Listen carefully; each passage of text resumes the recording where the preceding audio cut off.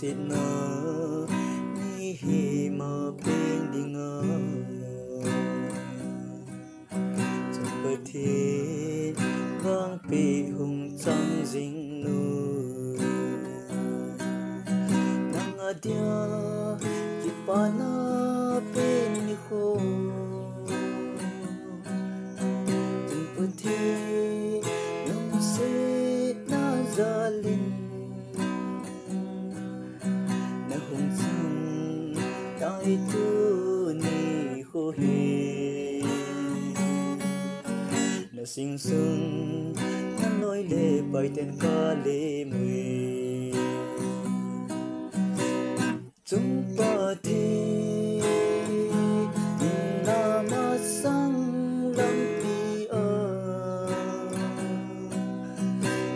nhìn vui riêng riêng mây hồng